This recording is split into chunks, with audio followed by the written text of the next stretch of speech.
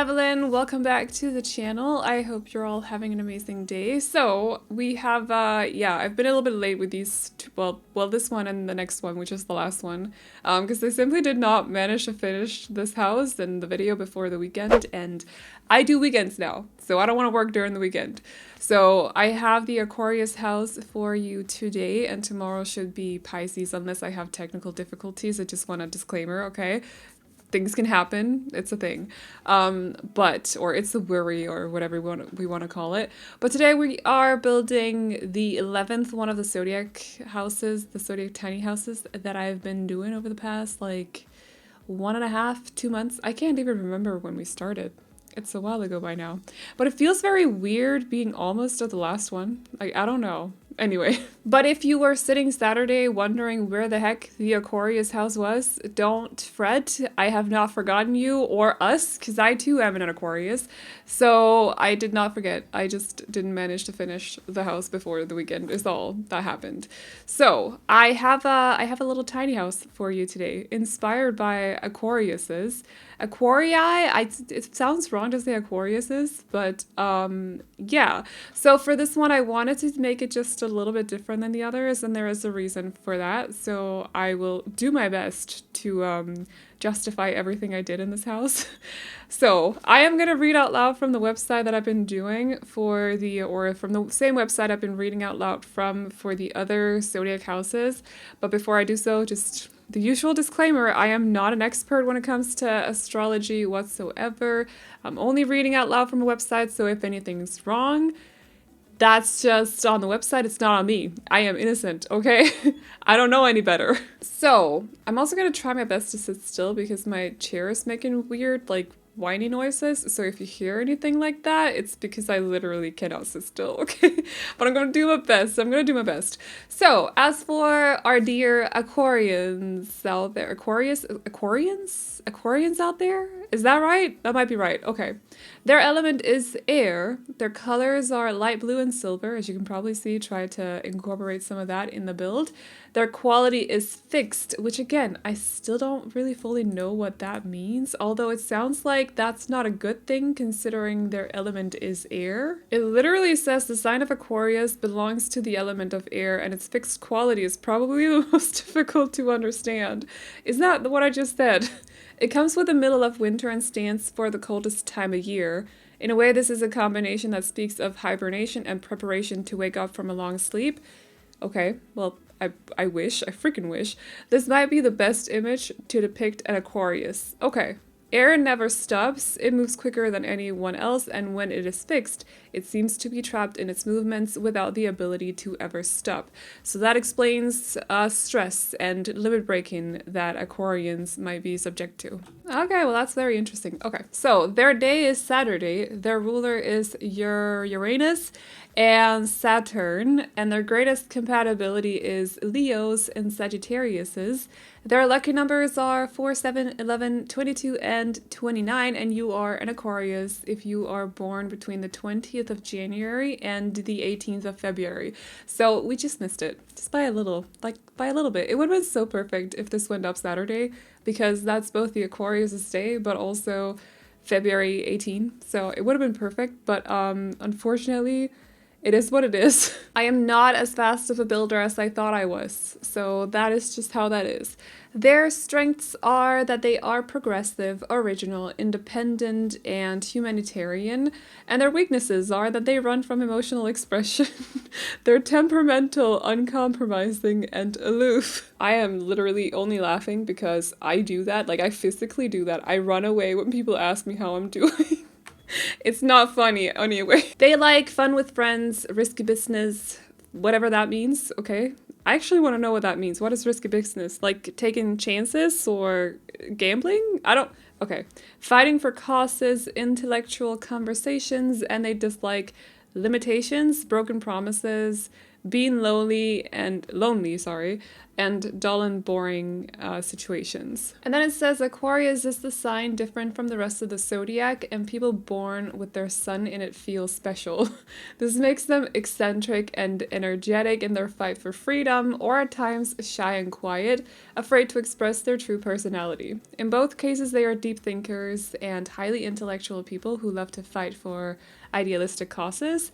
They are able to see people without prejudice, and this makes them truly special. Although they can easily adapt to the energy that surrounds them, Aquarius representatives have a deep need to have some time alone and away from everything in order to restore power. So this is gonna be so ironic, but I'm an Aquarius. I don't really want to talk about me in this video.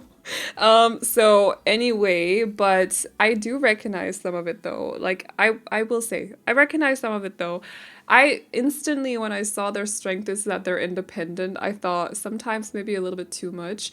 And also because it borderlines too aloof, like you're just kind of like in the air all the time. Like you're not really, I don't know how else I can explain it. You're just hard to, I don't know if this is gonna sound dirty, but it's hard to nail them down. I hope that's not like a saying, you know? So if it is, please just ignore that. Okay, thank you.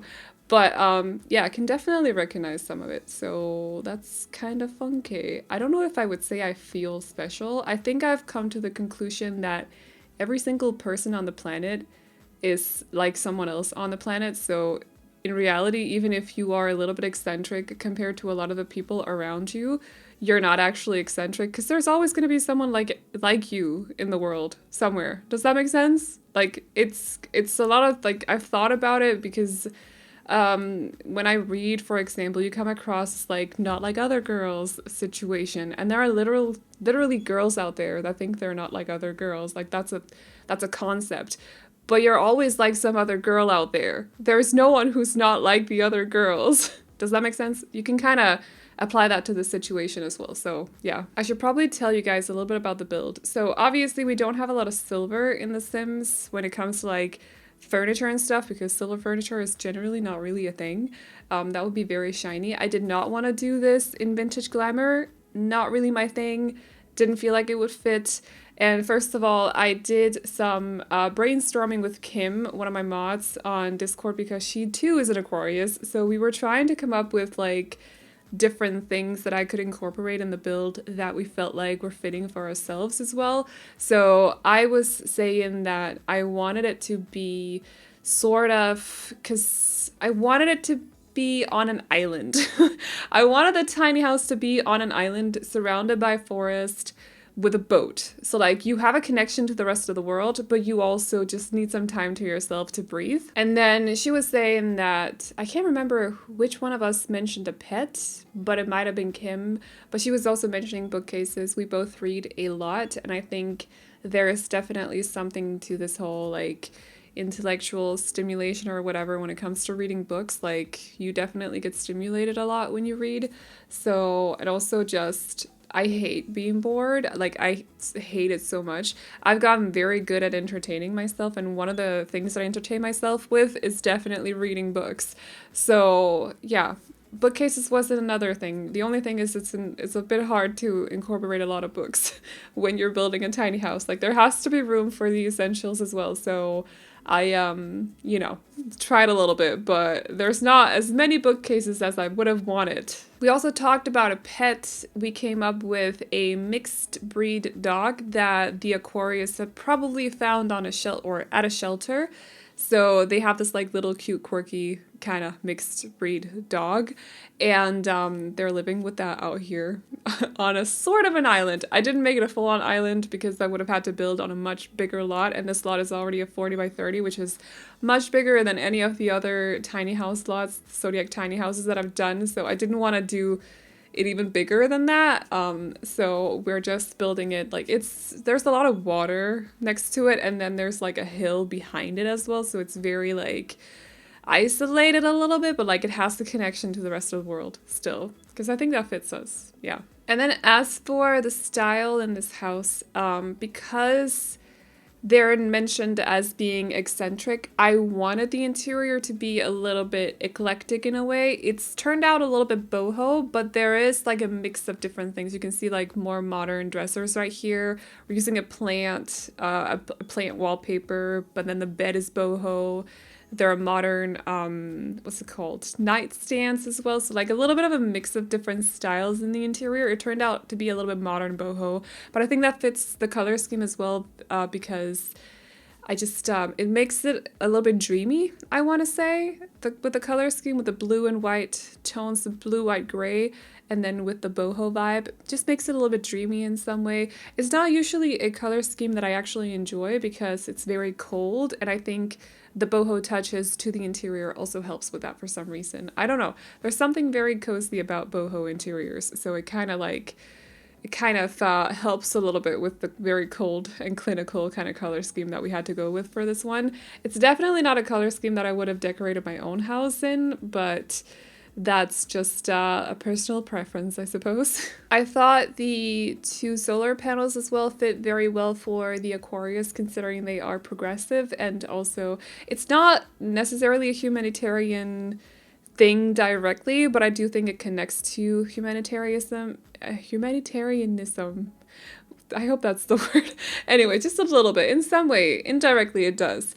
So I added a couple of those as well. And then everything else is just like, you know, I would say the water is more like symbolic, because now that I've told you that I really wanted there to actually be a tiny house on an island, I hope you can imagine what I'm saying when I say that, or what I mean when I say that. And also, ignore this. It's in my head. Like, I know that the road doesn't actually connect to the driveway or the parking spot, but that's because in my head I'd already kind of moved this house to a lot in Windenburg.